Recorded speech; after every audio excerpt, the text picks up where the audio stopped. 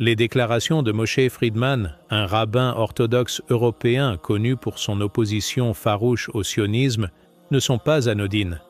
En qualifiant Netanyahou de dernier dirigeant des Juifs et en prédisant la disparition imminente de l'État d'Israël, il exprime une vision minoritaire mais significative au sein de certaines franges du judaïsme orthodoxe.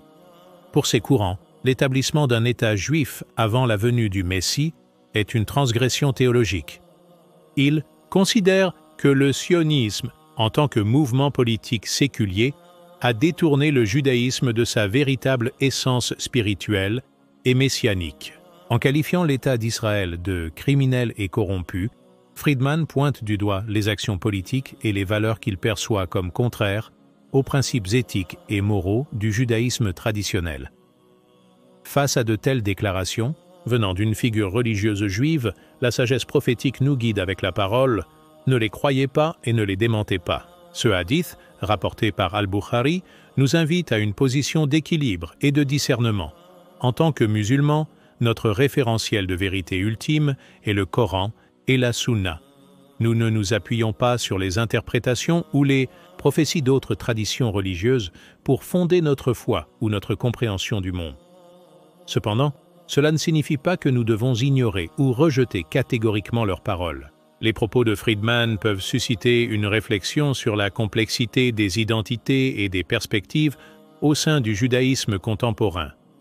Il souligne que l'État d'Israël n'est pas une entité monolithique et que des voix critiques s'élèvent de l'intérieur même de la communauté juive pour des raisons souvent théologiques et éthiques. Le Coran offre une perspective riche et nuancée sur les enfants d'Israël. Allah, exalté soit-il, leur a accordé des faveurs et les a élevés au-dessus des nations de leur époque, comme le rappelle le verset « Ô enfants d'Israël, rappelez-vous mon bienfait dont je vous ai comblé et que je vous ai préféré. » Au monde, Coran, Surat Al-Baqarah 2,47. Ces bienfaits incluaient la prophétie, les Écritures et la délivrance de l'oppression. Cependant, le Coran relate également leurs manquements et leur désobéissance répétée.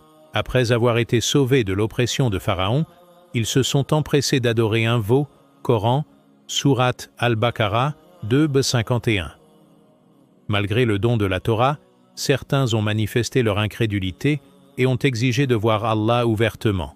Coran, Surat Al-Baqarah 2,55.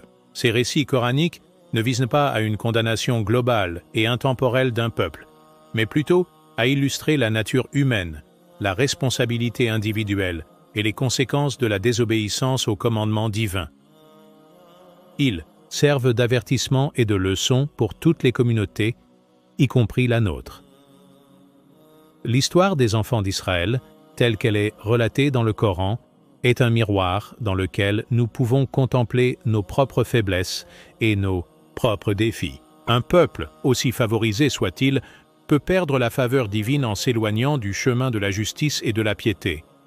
Les signes des temps actuels, y compris les voix critiques qui s'élèvent au sein de différentes communautés, peuvent être perçus comme des rappels et des incitations à l'introspection. Cependant, en tant que musulmans, notre quête de vérité et de guidance demeure ancrée dans le Coran et la Sunna. Nous ne cherchons pas la validation de notre foi ou la confirmation de nos convictions dans les dires des autres. Notre confiance repose sur les promesses d'Allah, qui sont toujours véridiques. Nous prions Allah, exalté soit-il, de nous accorder la constance dans la foi, de protéger nos cœurs de l'égarement après avoir reçu la guidance, et de nous donner la clairvoyance nécessaire pour comprendre les signes qu'il nous envoie. Notre espoir réside en sa miséricorde et en sa justice. Amin.